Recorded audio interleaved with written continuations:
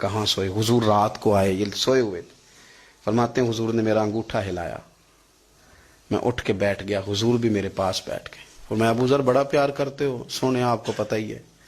کہا یار تو بڑی نوکری کرتا ہے، ایک دن وہ بھی آئے گا جس دن تجھے میری مسجد اور میرے شہر سے جانا پڑے گا، پھر کیا کرو گے؟ تو عرض کی حضور کسی کی طاقت ہے مجھے آپ کے شہر سے نکالے؟ میں تلوار نکال لوں گا۔ تو نبی پاک نے فرمایا تلوار نہ نکالنا، جہاں تمہیں بھیجا جائے چپ کر کے چلے جانا۔ حضور کب تک؟ فرمایا جب تک اللہ تیری اور میری ملاقات نہیں کرا دیتا، یعنی وصال تک۔ یہ واحد شخص ہیں کہ حضور کے وصال ظاہری کا وقت آ گیا تو فرمایا کوئی میرے ابو ذر کو بلاؤ۔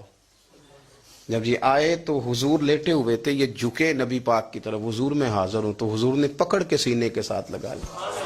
میرے رسول پاک صلی اللہ علیہ وسلم کی خدمت میں ایک دفعہ عرض کرنے لگے حضور مجھے صوبے کا گورنر بنا دیں۔ تو نبی پاک نے فرمایا ابو ذر میں عہدے پسند نہیں کرتا، تو تمہیں بھی میں کہتا ہوں عہدہ نہ لینا، تمہیں بھی کہتا ہوں عہدہ نہ لینا۔ فرمایا ابو ذر میں جو چیز اپنے لیے پسند کروں گا تمہیں بھی اسی کا مشورہ دوں گا، تم بندے اچھے ہو پر یہ کام تمہارے بس کا نہیں ہے۔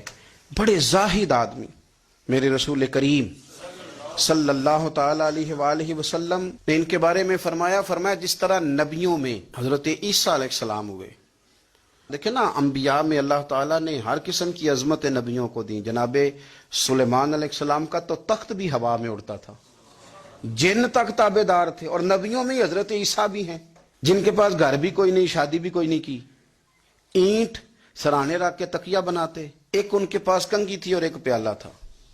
دیکھیں جو بندہ نیک ہو نا وہ بھی نیک ہیں، اللہ کے نبی ہیں۔ آپ اپنا تقوی مسلط نہیں کریں گے، جو وہ کر رہے ہیں وہ بھی مخلص ہو کے کر رہے ہیں۔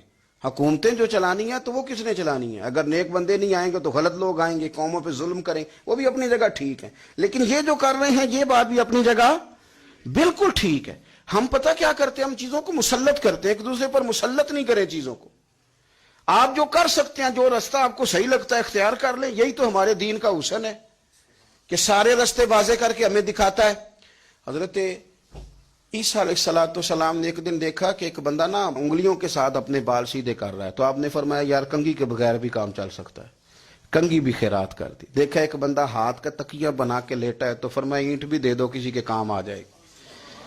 ایک دن دیکھا کہ ایک بندہ نا یوں چلو میں پانی پی رہا ہے، فرمایا پیالہ بھی رہنے دو، اس کے بغیر بھی کام چل ہی جاتا ہے۔ جناب عیسیٰ کا یہ زہد تھا۔ میرے نبی پاک علیہ السلام نے فرمایا جس نے جناب عیسیٰ کا زہد دیکھنا ہو وہ میرے ابو ذر غفاری کو دیکھے۔